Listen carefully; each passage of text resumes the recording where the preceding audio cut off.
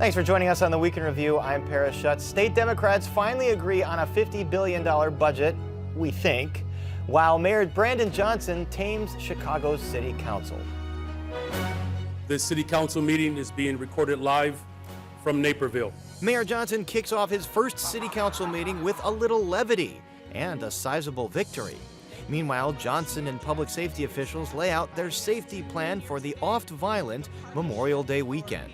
This is not just a balanced budget, it's a good budget. Democrats finally agree to a budget that gives more money to education and to the city to handle the migrant crisis. But questions remain on ballooning medical costs for undocumented immigrants. I said, well, we're not going to do it unless we have a community meeting. Northwest Side community members react to plans to house up to 400 asylum seekers at Wright Junior College. Decades of Catholic leadership, decisions, and policies have allowed known child sex abusers to hide, often in plain sight. Illinois' Attorney General drops bombshell church sex abuse report, alleging the church employed nearly 100 more sex abusers than it claimed. Meanwhile, Chicago Archbishop Cardinal Blaise Cupich goes on the defensive. The list fails to explain the basis by which allegations against these additional individuals were substantiated or deemed credible. And in sports, the Sox slowly start to turn things around, and the Bears get the go-ahead to demolish Arlington Park en route to their new suburban football cathedral. And now to our Week in Review panel. Joining us are Mike Flannery with Fox 32 News, Mick Dumke with Block Club Chicago, our very own Joanna Hernandez, and Alden Lowry with WBEZ and the Chicago Sun-Times. Welcome, all of you. I think we have to start with this incident that happened on North Avenue Beach this afternoon, Joanna. Right as beaches opened, a melee breaks out and gunfire is heard. As far as we know, nobody has been hit or injured, but kind of an inauspicious start to the Memorial Day weekend. I mean, really, right after that previous conversation the day before, I mean, you had all the news trucks there ready to have a fun story about, hey, all the beaches are open, the summer is starting. And here we go, they're capturing it seemed like two groups of young people fighting against each other, and then you hear gunfire. I mean, the way to start the summer. That's right, watching some of these local news reports. And they close the beach. And they close the beach, the beach is still indefinitely. closed. And that's one of the most popular beaches in Chicago. It's a center where everyone always goes. And watching these news reports, you're right, some of these local news reporters were kind of just sitting in their van doing a fun story about the beaches being open, and then they hear the gunshots. Mick Dumke, do you hear anything different in Mayor Johnson's safety plan than you've heard under Lightfoot, Mayor Rahm Emanuel? Because this is a tradition. Mayors, before these summer holiday weekends, roll out their safety plan. Well, there's a different point of emphasis. I think previous mayors have talked a lot about how many police are going to be out there and so forth. And you are hearing this mayor and the governor talk about all the anti-violence workers. People are going to be out in yellow vests going through some of the hardest hit neighborhoods and that sort of thing.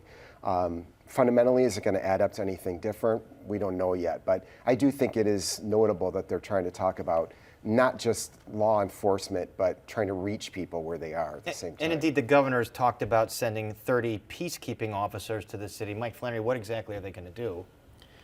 Well, there's a lot to do. I mean, one of the enduring memories I have of this last mayoral campaign was, how many hundreds of times that audit was quoted about the 911 system, and there was something in the order of 20 or 30,000 calls that didn't get a response, and these included assaults in progress, people with guns and knives attacking other people. The police were just overwhelmed. So it's 30 is better than none. Well, Alden Lowry, I don't remember, and maybe I'm missing something, I don't remember the governor so proactively working with Mayor Lightfoot before weekends like this. Is this maybe a sign that he has a better working relationship to start off with Mayor Johnson? I mean, perhaps. It's kind of early to determine that just now. To the question of the peacekeepers, going to be collaborating with groups that are already on the ground that are doing, kind of violence interrupter type work. And they talk about how they are trying to get in the middle of conflict, like what happened on the beach today. A lot of times these things that end in gunfire start with just kind of mean very simple disagreements that just kind of bubble over. And so what they're trying to do is kind of get in the middle of that before it gets to gunfire. The problem, though, is that I think if we're looking for any kind of meaningful progress with violence this summer, we're expecting too much. Regardless of what the mayor is trying to do, the problem of violence in Chicago is entrenched. It's much deeper than what we're going to be able to figure out in one summer. Right. It's something that is going to be a long-term project for Mayor Brandon Johnson, as it has been for every mayor. Johnson's first city council meeting, Mike Flannery, he kind of had a little bit of a stand-up routine going on. How did he handle his first run around the block with aldermen? Well, he killed it. He started by lifting up the phone, and he got the council behind him and took a selfie, and then he cracked a series of jokes. And when the news conference after the council began, he said, "Well, I haven't told my wife, but I'm going to take this stand-up routine on the road." It was a lighter touch than we've been used to for the last 4 years. And in the end, he got a 41-9 vote in favor of the council reorganization plan, the roster of chairs and vice chairs and members that he wanted.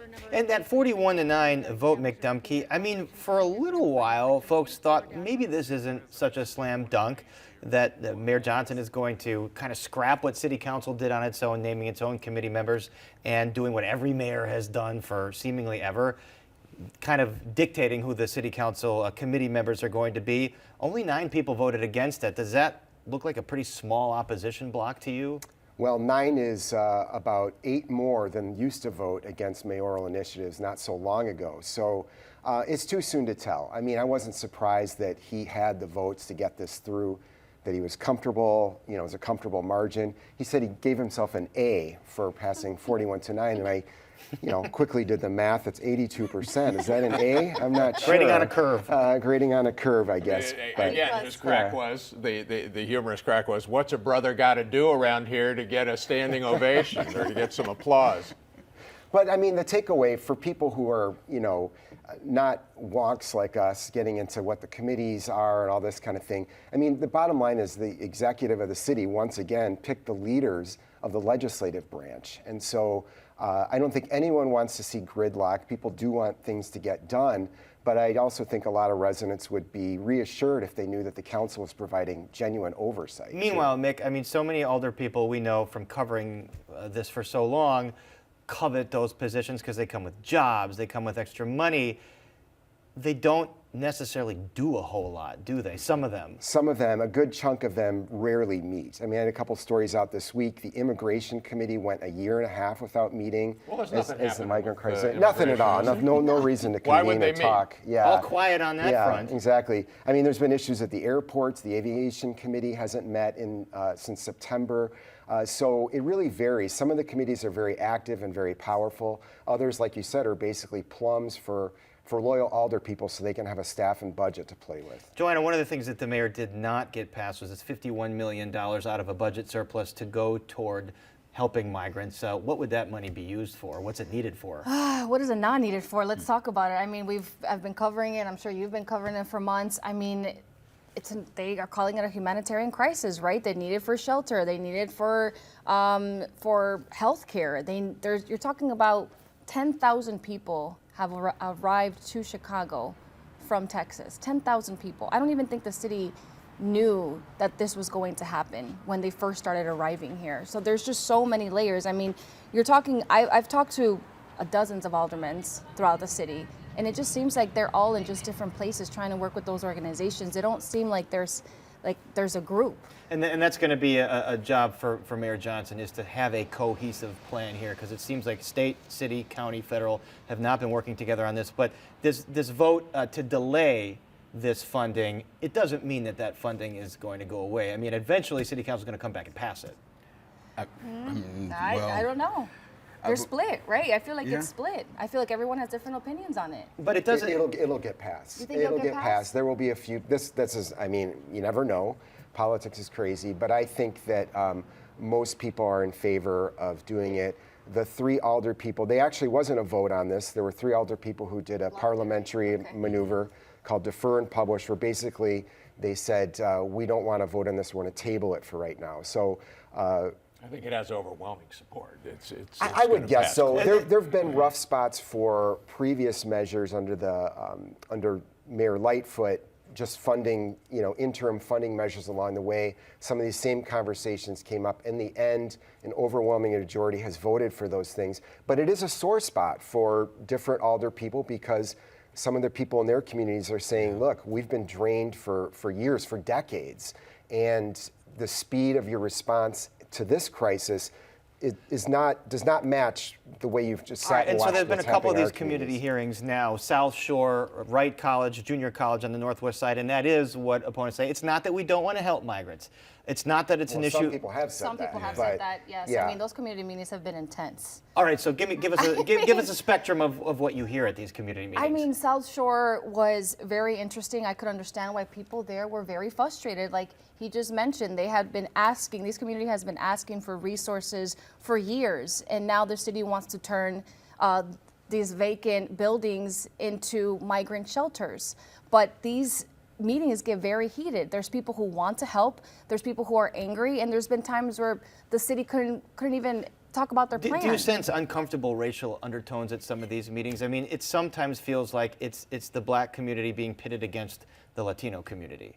I think that's too simplistic. Yes, yes. I think it's people who feel that, in my experience when I've talked, it's people who know homeless native-born Chicagoans, who know Chicagoans who could use, who for one reason or another haven't gotten the appropriate health care, wondering, who are these guys, these 10,000 guys that suddenly are jumping the line? And you got $51 million for them? We could have used $51 million here 10 years ago. You're right, but they're humans. Let's take it back. They're humans. You're talking about taking the time to get to know these people, of traveling through the jungle for months at a time. And I think people are afraid of the unknown, of not knowing.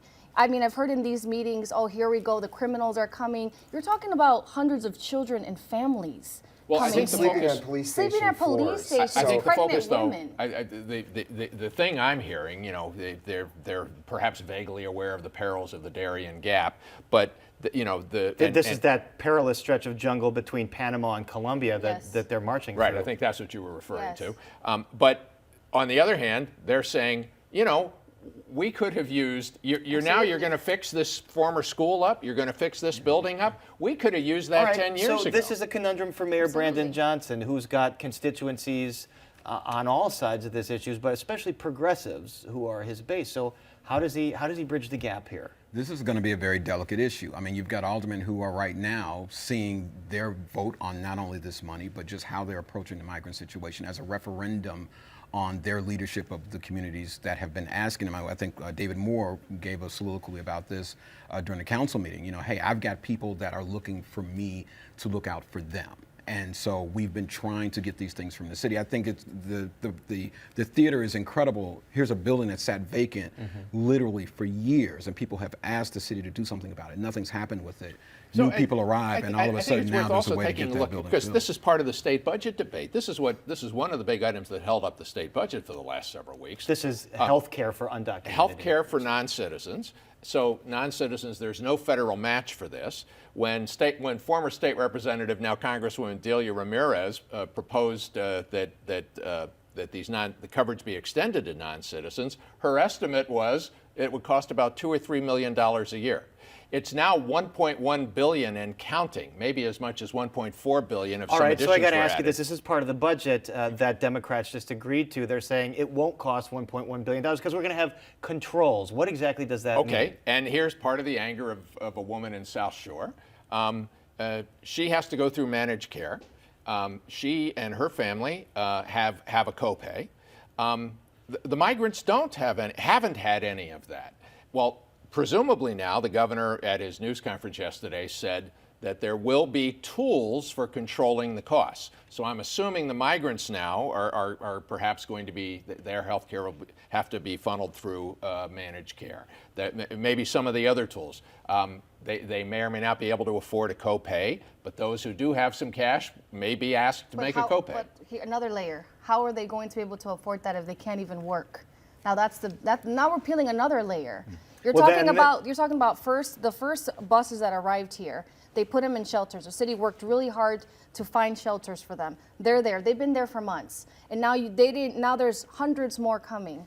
And we should stipulate for audience members because they're waiting to have their asylum claims adjudicated, And they that can cannot take get months. authorization to work. So is there anything the mayor can do or the governor can do to relax some of those restrictions? As it seems like folks on all ends of the spectrum are asking for, hey, if folks are here, they might as well should be allowed to work. that's up to It's the federal federal. government. It's That's up to the federal. federal They government. both asked The Joe federal Biden. government has been AWOL on Yeah. the issue for the most part. The city asked the federal government for, I forgot how many tens of millions of dollars. They got a little pittance from the federal government in the most recent round. And that's just a metaphor for the whole lack of leadership on this whole issue. So this is where we're, where things have fallen down to, where communities that are already starved for resources are outraged because, as Alden said, he's written 2 stories in a series about all these closed schools around Chicago, and suddenly there's a use for them after the city couldn't find a way to work with community to use them before. There's so much to iron out here. So much. It's very complicated, but it comes down to a lot of different people, a lot of different communities that need attention, need resources, and Mayor Johnson is going to have to go out there and work the charm that we saw the city council. He's going to have to tell people, look, we're going to try to get here for everybody. And even as an inauguration, he said there's room in Chicago for everybody. And I think that's the message we're going to hear from him. All right, we need to move on to this other bombshell this week. 5-6 years in the making, I think the Attorney General comes out with its big report on sexual abuse in the Catholic Church. The big takeaway here, around 100 more clergy members they found to have credible allegations of sexual abuse than the church previously disclosed. Alden, what does it say about the Catholic Church and its management of this issue? Well, it says that the church either didn't have a very good handle on how widespread the problem was, or that they weren't very honest about it. And I don't think either one of those is comforting in any kind of way. States, Pennsylvania, Illinois, and there are a few others that have really started to take a look at how deep is this an issue in our borders. And we're finding out, as we have for decades now, journalists and others, when you dig deeper into abuse within the Catholic Church, you usually find very troubling And you have Cardinal Cupich coming out with his response saying, well, if the AG found this stuff, how come they didn't share it with us during the investigation? And, well, we didn't know about some of these folks because they're part of the different Catholic orders. They report to the bishop, not to us. Is this an acceptable response from the Cardinal to this? Well, I mean, in fairness to the Cardinal, no, but in fairness to the Cardinal, at least in the interview that my colleague Dane Placco did with him, he said, this is another opportunity for us to apologize, and he did. And he said, we do offer assistance to the victims, and it's worth putting this in context, too. The Chicago Archdiocese was a pioneer nationally in confronting this. 4 downstate, most of these new names come from 4 downstate dioceses, Belleville, Peoria, Springfield, and Rockford, where they haven't been as transparent as Chicago. So Cupich, though, as the ranking prelate for the state of Illinois, did, and the guy who's here where the big media, and where Attorney General Raul held. So he's kind of the one that has to face the fire for the whole state. Right. And it's also worth, just again, putting this in context, these numbers now go back to 1950. They involve priests who in some cases were ordained before World War I. There are allegations going back to the 1930s. And then these orders, and Cupich says, if it's if some of these religious orders who mostly run high schools here in the city, as well as a couple of universities, I don't have access to their records. They're outside the Archdiocese of Chicago, and I think the AG and I can't subpoena them. That's the wrong answer. Okay, that's the wrong answer. Maybe that's technically true. What he needs to say is, we're going to get to the bottom of this. We're going to get a handle on it. Bob Herguth at the Sun-Times has been reporting for the last several years about problems with the orders, the religious orders, and their lack of accountability for abusive priests. Someone needs to step up. I mean, the Catholic Church, with all due respect to all the followers and everything, but listen, this is one of the most hierarchical organizations in the world. And to have someone come out there and say, I can't do anything about it, essentially, I agree. Not good enough. What he Not said. good enough. That's I know, that's- but the point is. No. Let me challenge you there, because Go ahead, challenge that's it. a misstatement of what he said. He said, I don't. They have gotten a handle on the abuse, but these records, these documents, in some cases, are in far-flung places, perhaps not even in Well, the how can you United say they've States. gotten a handle on it? Well, they've gotten a handle on the current abusers. Does anybody else at this table have confidence that that's true? Well, all don't. the allegations now, whether it's third party, anonymous, or somebody comes in and specifically points a finger, that leads, we've seen this with prelates even as well known as Father Pfleger. An allegation removes you immediately from the ministry. And Flager's back now because those were found to be and unsubstantiated. it also is turned at this over point. immediately to the state's attorney and the police. So no one doubts the process now is better. And as you said, there's not going to be a lot of justice here because Well, a lot of see these this priests are conflation gone or of dead. history with what's happening now, and this claim that they haven't got a handle on it, I think, is just false. All right, well, a lot of opinions on this. We do have to move on to a story that you've been following, Alden Lowry. You've been looking at the school closings 10 years on. 50 years ago under Mayor Rahm Emanuel, they promised that closing these schools would improve outcomes for students, save the district money, and the buildings would be repurposed for other community needs. What's the scorecard on all of these promises? I think the scorecard is pretty much feeling great on all fronts. Particularly in terms of the outcomes for the children and the usage of the buildings. What we found in our analysis is that less than half of the buildings have actually been turned over to meaningful use. We found that the kids who were the 13,000 plus kids who were in schools that were closed. Are not faring any better than a comparison set of schools, similar kids in some respects, whose schools were spared and were not touched directly in terms of being welcoming schools. It looks like not much at all changed for these children after they were supposedly put into better learning situations. And I think it raises some very big questions about just overall what our approach to education should be in Chicago. We have some very deep challenges within a number of our schools. And everyone acknowledges there are under-enrolled, severely under-enrolled schools still. Indeed. But kind of the shuffle game, I think this presumption that the schools were bad, the staff was bad, and if we move the kids into a different situation, things are going to get better. And it's not that simple. One of the things that the Consortium of Public Research did immediately after the closings was said, if you're going to move these kids to different schools, they have to be in schools with significantly higher levels of resources in order for us to really see any meaningful change. And these kids went from schools very similar to the schools that they left, and the city did throw some money at those schools, but not nearly as much as what This was is going to needed. be a priority, we know, for Brandon Johnson, especially given his background with the Chicago Teachers Union. Before we go tonight, Mike Flannery, it's kind of a milestone after just a couple years in this business. You're going to take an early retirement and go see the world, and we wish you the best. What was your first appearance on the Week in Review? I think it was in the mid-'70s. So how many mayors now? How many mayors ago? 10 mayors. I started at the Sun-Times on June 18th, 1973. Wow. And so next month it's going to mark half a century. 10 mayors, 10 8 mayors, governors. when one of those mayors served for 21 years, and the other, you were at the tail end of Richard J. Daley. I covered Richard J's last campaign, yeah. And it also includes, we get to 10 by having David Orr in there. Right. David Orr served 22 years, one served a couple of weeks, right? Yeah. Right, or 5 days. In 5 days. I think you brought a bit of a prop here. Well, I from did. the I early mean, days. this was something you couldn't get from the last couple of mayors. This is from 1973-74, Richard J. Daley mayor. This was so my a telephone directory of his staff. A telephone directory of the staff. And this was the extensions of cabinet officers. Before you could Google. Yeah. Before you could Because the second Daley and Rahm didn't want us to contact anybody at the city. Neither did Mayor Lightfoot. They were the people to be not seen or heard. Just go through the spokespeople. That's right. That's been the ML. All right, well, Mike, congratulations to you on a stellar career. We're going to have you back on before you sign off, and we'll talk a little more about it. But we all owe a lot to you, and I've followed you over the years, and you're a wonderful mentor and friend I of look the forward show. to coming back and talking. You bet, and we will do that. Thank you, all of you, for a very spirited discussion. We appreciate it. We are out of time, so my thanks to Mike Flannery, Mick Dumke, Joanna Hernandez, and Alden Lowry. And that is our show for this Friday night. Don't forget you can get Chicago Tonight and the Weekend Review streamed on Facebook, YouTube, and our website, WTTW.com/news.